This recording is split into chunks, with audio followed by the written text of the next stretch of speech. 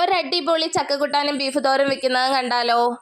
ഈ ചക്കയിലേക്ക് ഉപ്പും വെള്ളവും ചേർത്ത് ഞാൻ ഒന്ന് വേവിക്കാൻ വെക്കുന്നുണ്ട്. ഇനി നമ്മുടെ മിക്സിയുടെ ജാറിലേക്ക് കുറച്ച് തേങ്ങയും മഞ്ഞൾപ്പൊടി, വെളുത്തുള്ളി, കറിവേപ്പില, ജീരകം, പച്ചമുളക് ഇതെല്ലാം ചേർത്ത് നമുക്ക് ഒന്ന് അടിച്ചെടുക്കാം. വെള്ളം ചേർക്കാതെയാണ് കേട്ടോ ഞാൻ തോരത്തിന് അരയ്ക്കും പോലെയാണ് അരച്ചെടുത്തിട്ടുള്ളത്. ഇത് നമ്മുടെ ചക്കയിലേക്ക് ഇട്ട് കൊടുക്കാം.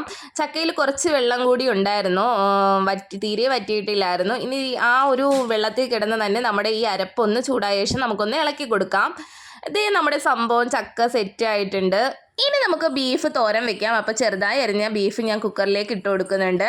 അതിലേക്ക് സവാളയും കൊച്ചുള്ളി, മുളക്, ഇഞ്ചി വെളുത്തുള്ളി പേസ്റ്റ്, പിന്നെ ബീഫ് മസാല, മല്ലിപ്പൊടി, മഞ്ഞൾപ്പൊടി, ഗരം മസാല, മുളക് പൊടിയും ഉപ്പും ചേർത്ത് നമുക്കൊന്ന് ഇളക്കി കൊടുക്കാം. അപ്പോൾ എൻ്റെ വീഡിയോ ആദ്യമായിട്ട് കാണുന്നവരാണെങ്കിൽ ഒന്ന് സബ്സ്ക്രൈബ് ചെയ്ത് സപ്പോർട്ട് ചെയ്യണേ പ്ലീസ്. കുറച്ച് വെള്ളം കൂടി വീഴ്ത്തി നമുക്കൊരു 7-8 വിസിൽ കേൾപ്പിച്ചെടുക്കാം. ദേ ഇവിടെ സംഭവം സെറ്റ് ആയിട്ടുണ്ട്. ഇത് ഞാൻ വേറൊരു പാത്രത്തിലേക്ക് തട്ടിയിട്ട് കൊടുക്കുകയാണ് കേട്ടോ. ഇനി നമ്മുടെ തേങ്ങ ചതച്ചതാണ് കേട്ടോ ഞാൻ ഇട്ട് കൊടുക്കുന്നത്. തേങ്ങ ചതച്ചതും കുറച്ച് തക്കാളിയും പെരിഞ്ചീരവും ഇട്ട് ഒന്നുകൂടി ഒന്ന് ഇളക്കി കൊടുക്കുന്നുണ്ട്. ഈ ബീഫ് തോരന് തേങ്ങയാണ് കേട്ടോ ഹൈലൈറ്റ്.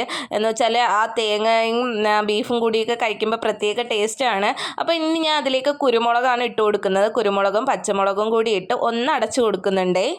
ഇനി കടുക് താളിച്ച് നമുക്ക് അതിലേക്ക് ഒഴിച്ചു കൊടുക്കാനാണ് ഞാൻ ഈ കടുക് താളിക്കുന്നത്.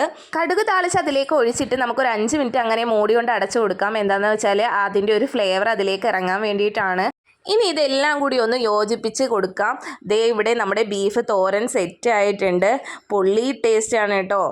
ജീവിതത്തിൽ ഒരിക്കലെങ്കിലും ടേസ്റ്റ് ചെയ്ത് നോക്കേണ്ട ഒരു സംഭവമാണ് ഈ ബീഫ് തോരൻ എന്ന് പറയുന്നത്. വളരെയധികം ടേസ്റ്റി ആയിട്ടുള്ള ഒരു വിഭവമാണ്. പെറോട്ട, പുട്ട്, അപ്പം, ചപ്പാത്തി ഇതിൻ്റെ കൂടെയൊക്കെ കഴിക്കാൻ പറ്റിയ വലിയൊരു കോംബോയാണ്. ഇനി നമ്മുടെ ബീഫ് തോരനും അതുപോലെ ചക്കക്കൂട്ടാനും കൂടി എടുത്ത് ഒന്ന് കഴിച്ചു നോക്കാം. എൻ്റെ പൊന്നോ, അട്ടാറ് ടേസ്റ്റാണ് കേട്ടോ.